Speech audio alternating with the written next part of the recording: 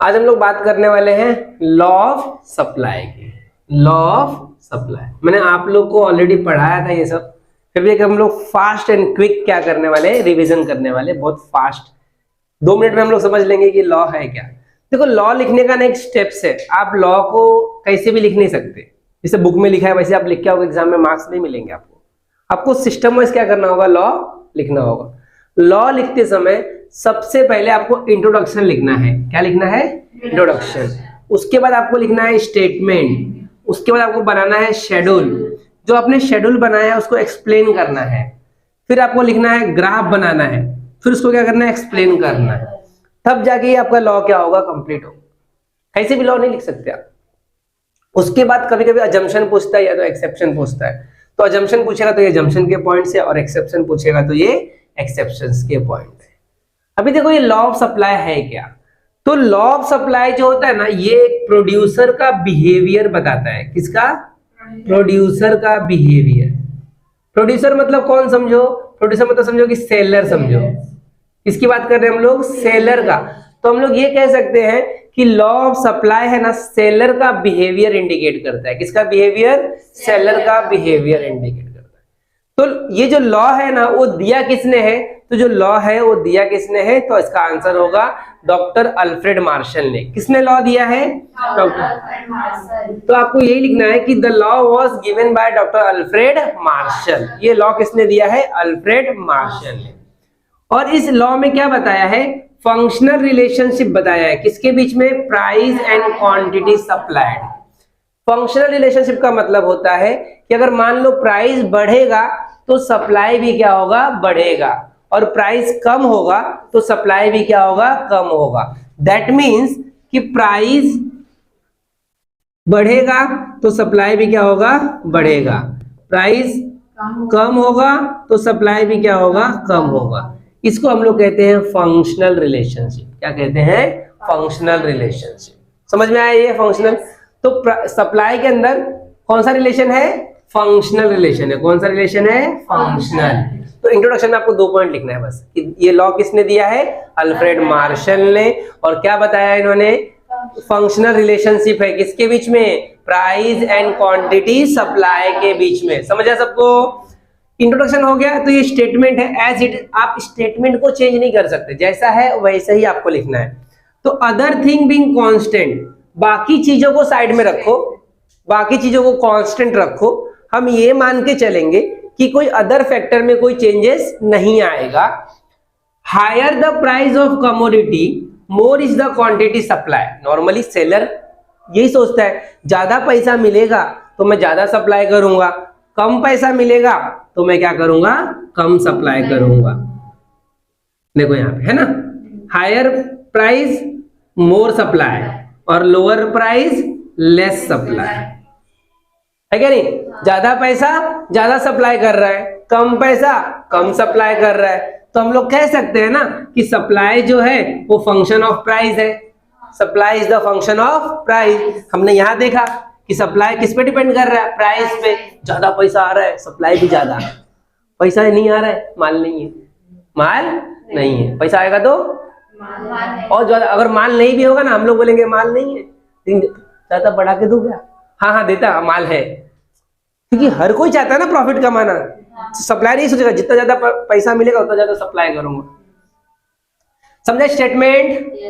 अब हम लोग क्या बनाएंगे? यहाँ पे शेड्यूल बनाएंगे। क्या बनाएंगे? शेड्यूल। शेड्यूल में आपको क्या करना है? सपोज ऐसे लिख दो 10, 20, 30, 40, 50। राइट है? अब इसको क्या कर दो यहाँ पे सेम वापस 10, 20, 30, 40, 50। राइट है? अब यहाँ पे क्या हो गया कि जब प्राइस 10 है तो सप्लाई कितना है? 10। प्राइस जब 50 है तो सप्लाई कितना है? 50। इसका मतलब ये हो गया कि जब प्राइस कम है तो सप्लाई भी क्या है? कम है। जब प्राइस 10 से कितना हो गया? 50 हो गया, तो सप्लाई भी क्या हो गया? 10 से 50। हाँ या ना? तो प्राइस क्या हो रहा है? बढ़ रहा है ना? प्राइस बढ़ा तो सप्लाई भी क्या हो गया? बढ़ गया। प्राइस कम था, सप्लाई कम था। प्राइस 10 से 50 हुआ, सप्लाई भी क्या होगा? 10 से 50। बस यही शेड्यूल है। अब इसी को एक्सप्लेन कर दो। सिंपल, इसमें लिख देना, पहला ऐसा लिख देना कि it is a tabular representation. पहले क्या लिख दोगे कि ये है ना, ये टेबल है, it is a tabular representation of price and quantity supply. समझे? क्या लिखना है, बस इतना छोटा सा एक लाइन लिख दिया। सेकेंड लाइन ये लिख देना कि जब प्राइस 10 रुपया था तो क्वांटिटी सप्लाई भी 10 यूनिट था। When price is lower quantity supply is also lower. जब प्राइस 10 से कितना हो गया 50, मतलब प्राइस बढ़ गया तो सप्लाई भी क्या हो गया, बढ़ गया। बस यही आपका एक्सप्लेनेशन हो जाएगा। समझ में आया क्या? खत्म। अब इसी के बेस पे आप क्या बना लोगे, ग्राफ बना लोगे। क्या बना, तो यहाँ पे देखो प्राइस 10, तो 10 20 30 40 50। यहाँ पे 10 20 30 40 50। देखो 10 20 30 40 और देखो 10 पे कितना 10, 10 पे कितना 10, 20 पे कितना 30 पे कितना 40 पे और 50 पे, है ना? ये वैसे कर्व मिलेगा, राइट? इसका नाम क्या दे दोगे, एस एस। क्या लिख दोगे, एस एस। अब इसको क्या करना है, आपको एक्सप्लेन करना है। क्या करना है, एक्सप्लेन। सब सिंपल, सबसे पहले आप क्या लिखोगे, एक्स एक्सेस सोर्स क्वांटिटी सप्लाई। क्या लिखोगे, एक्स एक्सेस सोर्स, एक्स पे क्या है, क्वांटिटी सप्लाई, लिख दो एक्स एक्सेस सोर्स क्वांटिटी सप्लाई। वाई पे क्या है, वाई पे क्या है बोलो, वाई पे क्या है, प्राइस, तो लिख दो वाई एक्सेस सोर्स प्राइस। हार्ड लग रहा है? फिर ये एस एस क्या है, सप्लाई कर्व है ना, तो लिख दो S S is the supply curve, S S is the supply curve. 3 line हो गए। कितना इजी है, कुछ अपने मन से लिख रहा हूं ना, अरे इजी से देख के लिख रहा हूं। चौथा लाइन लिख दो कि ये सप्लाई कर्व कहां जा रहा है, ऊपर की तरफ जा रहा है ना, द स्लोप ऑफ, स्लोप लिख दो, the slope of supply curve upward from left to right. ये ऊपर की तरफ जा रहा है, बाएं से दाएं की। और ये ऊपर क्यों जा रहा है, तो लिख दो because when price is lower supply is lower, when supply price is higher supply is higher, इसलिए वो कहां जा रहा है, ऊपर की तरफ जा रहा है। और एक लाइन और लिख दो चाहिए तो, पॉजिटिव स्लोप। अब ऊपर जाएगा तो पॉजिटिव होगा ना कि नेगेटिव होगा, तो लिख दो it has a positive slope. चला लॉ ऑफ सप्लाई मर रहे, नहीं आता नहीं आता। कितना इजी है बताओ, कुछ लगा, लग रहा है 2 मिनट में हो गया ना, ये लिख के आना एग्जाम में। क्या हार्ड है बताओ लक्ष्मी? अब हम लोग अजम्पशन पढ़ेंगे और एक्सेप्शन पढ़ेंगे। क्या पढ़ेंगे, अजम्पशन और एक्सेप्शन। अजम्पशन का मतलब क्या होता है ना, कि हम कुछ चीजें मान के चलेंगे तब जाके ये लॉ क्या होगा, एप्लीकेबल होगा, अदरवाइज लॉ एप्लीकेबल नहीं होगा। तो हम ये मान के चलेंगे कि कॉस्ट ऑफ सेलर के कॉस्ट ऑफ प्रोडक्शन में कोई चेंजेस नहीं आएगा। ये मान के चलेंगे कि कोई टेक्निक ऑफ प्रोडक्शन कोई चेंजेस नहीं होगा। ये मान के चलेंगे कि वेदर कंडीशन में कोई चेंजेस नहीं आएगा। ये भी मान के चलेंगे कि गवर्नमेंट की कोई पॉलिसी चेंज नहीं होगी। ये मान के चलेंगे ट्रांसपोर्टेशन कॉस्ट में भी कोई परिवर्तन नहीं आएगा। और ये भी मान के चलेंगे कि फ्यूचर एक्सपेक्टेशन, सेलर को ये नहीं सोचेगा कि फ्यूचर में इसका प्राइस बढ़ने वाला है।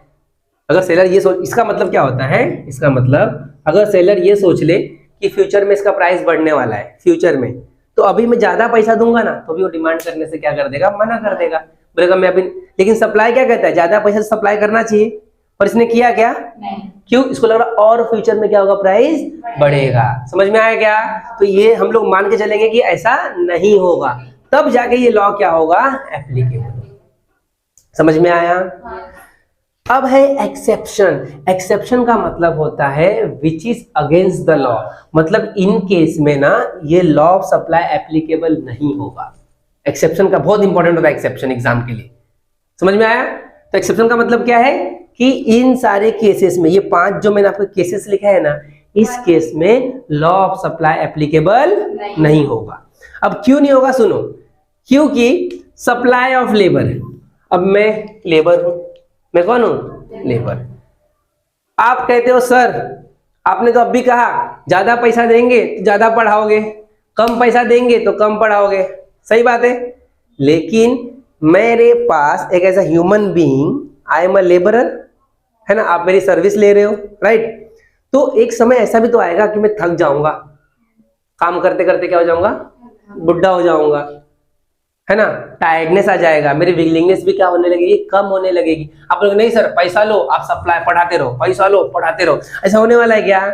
नहीं ना। तो लेबर के सप्लाई के केस में ये एप्लीकेबल नहीं। क्यों नहीं होगा बोलो? क्योंकि वो उसकी विलिंगनेस धीरे धीरे क्या हो जाती है, कम। तो आप कितना भी पैसा दोगे ना वो काम करने वाला नहीं है, बोलेगा भाई बाबू बाय बाय, अब हमसे ना हो पाए, क्या बोलेगा, है ना, यही बोलेगा ना।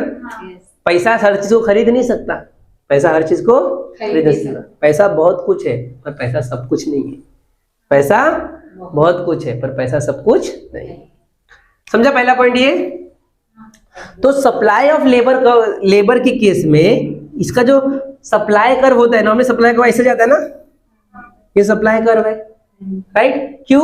क्योंकि प्राइस ज्यादा हो रहा है तो सप्लाई भी क्या हो रहा है, ज्यादा हो रहा है। पर एक समय ऐसा आएगा ना कि आप कितना भी प्राइस बढ़ाओगे ना तो सप्लाई नहीं बढ़ेगा, सप्लाई नहीं बढ़ेगा, फिर सप्लाई धीरे धीरे क्या होने लगेगा, कम होने लगेगा।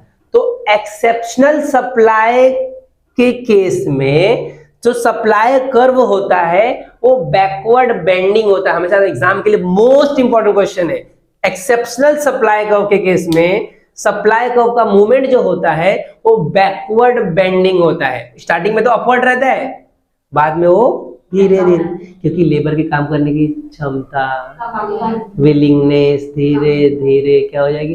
देखो मैं भी धीरे धीरे आवाज मेरी भी क्या हो रही है, जा रही है, जा रही है। अभी टीवाई वाले आएंगे उसमें और धीरे धीरे और क्या हो जाएगा, पंचर। रात को 10 बजे तक पूरा हालत खराब हो जाता है क्या नहीं? समझा ये? तो यहाँ पे लॉ एप्लीकेबल होगा, लेबर में नहीं होगा। एग्रीकल्चर गुड्स, एग्रीकल्चर गुड्स का मतलब होता है खेती बाड़ी की चीजें, जो खेती से आता है ना उसको हम लोग एग्रीकल्चर गुड्स कहते हैं, दाल चावल गेहूं सब, है क्या नहीं? तो यहां पर भी लॉ ऑफ सप्लाई एप्लीकेबल नहीं होगा। लॉ ऑफ सप्लाई कहता है कि ज्यादा पैसा और ज्यादा सप्लाई। अब मान लो उसके खेत में प्रोडक्शन ही नहीं हुआ, पैदावार ही नहीं हुआ, मौसम बारिश, काले मेघा पानी तो बरसाओ, और पानी इतना बरस गया सब खेत बह गए, सब क्या हो गए खेत। अब लक्ष्मी आई, सर ये लो पैसा और मेरे को गेहूं दो। तो बोलूंगा अरे गेहूं नहीं है सर, आपने क्या सिखाया था, ज्यादा पैसा देंगे तो ज्यादा सप्लाई करोगे, अब क्यों नहीं कर रहे हो? क्वेश्चन हो जाएगा ना, क्योंकि सप्लाई ही नहीं है। तो एग्रीकल्चर के गुड्स के केस में भी लॉ ऑफ सप्लाई एप्लीकेबल नहीं होता है। समझा point? Urgent need for cash, मान लो किसी सेलर को अर्जेंट नीड है पैसे की, है ना, मतलब आपके बगल वाले को एकदम अर्जेंट नीड है पैसे की, तो आपका घर जो है ना 20 लाख का, उसको 15 लाख में भी बेच के चला जाएगा, है ना, अर्जेंट काम है इसके लिए। तो सप्लाई प्राइस तो कम हो गया और फिर भी सप्लाई हो गया ना। यहाँ पे लोग कहते ज्यादा पैसा देगा तब बेचना चाहिए था, वो तो कम में बेच के चला गया। क्यों? क्योंकि उसको पैसे की जरूरत थी। इस केस में भी लॉ ऑफ सप्लाई एप्लीकेबल नहीं होगा। पेरिसेबल गुड्स, खराब होने वाली चीजें, तो जो चीजें खराब हो जाती है ना जल्दी, उसमें भी लॉ ऑफ सप्लाई एप्लीकेबल नहीं होता है। क्यों नहीं होगा? क्योंकि आप इसको स्टोर नहीं कर पाओगे ना, जब स्टोर नहीं कर पाओगे तो उसका डिमांड कहाँ से ज्यादा ये करोगे, सप्लाई जितना हो गया फटाफट निकालने को सोचते हो, उसको स्टोर करना पॉसिबल नहीं है। और रेयर गुड्स मतलब होता है एंटिक चीजें, एंटिक चीजें। अब ये मान लो ये पूरी दुनिया की इकलौती पेन है, ये रेयर पेन, डायमंड वाला, सोने का, और सच में सोने का पेन है ये, है क्या नहीं? गोल्ड का पेन आपने देखा ही होगा, तो मैंने आपको बताया भी था। तब ये सोने का पेन है, बहुत गिफ्ट, ये मेरी बोलते ना उसने गिफ्ट किया था। किसने? मेरे, अरे उसने का मतलब तुम गलत ही सोचते हो, अरे नहीं, ये मेरी वाइफ ने गिफ्ट किया था ये पेन, समझे? तो कितना इंपॉर्टेंट पेन, इसलिए हमेशा मैं इसको अपने दिल में लगा के रखता हूँ। अब दिल मतलब यहीं पे पॉकेट भी है तो दिल भी यहीं पे है क्या नहीं? तो रेयर गुड्स के केस में क्या होता है, अब ये रेयर गुड्स है, अब लक्ष्मी बोली सर मुझे ये पेन दे दो, कितने का आपकी बीवी ने दिया, वाइफ ने 50,000 का, मैं आपको 1 लाख दूंगी, तो मैं बोलूंगा है नहीं देने वाला हूँ। वो अक्षय बोलेगी सर मैं 1 लाख दे रही हूँ, 2 लाख दे रही हूँ, नहीं दूंगा, क्योंकि ये इकलौता पेन है ना, ऐसा पूरे इंडिया का, पूरे वर्ल्ड का इकलौता है। तो यहाँ पे क्या हो गया, प्राइस बढ़ गया, 50 से 2 लाख पहुंच गया, वो 2.5 लाख दे रही है, लेकिन फिर देने को रेडी हो रहा हो गया, नहीं दे रहा हूँ, वो 4 लाख पहुंच गया ये पेन के पीछे, फिर मैं देने से मना कर दे रहा हूँ। क्यों मना कर रहा हूँ? क्योंकि ये रेयर आर्टिकल्स है। तो इस केस में भी प्राइस बढ़ रहा है लेकिन सप्लाई बढ़ा क्या? मैंने सप्लाई किया क्या? नहीं। तो ये क्या है? Exception of law of supply है। समझ में आया सबको? ये होता है हमारा law of supply. Next lecture में मैं आपको बताऊंगा लॉ ऑफ डिमांड। क्या बताऊंगा? Law of demand. और फिर लॉ ऑफ डीएमयू भी एक्सप्लेन कर दूंगा। इस तरह ये तीनों लॉ एग्जाम के लिए most most most most most most important है। समझ में आया क्या? Thank you.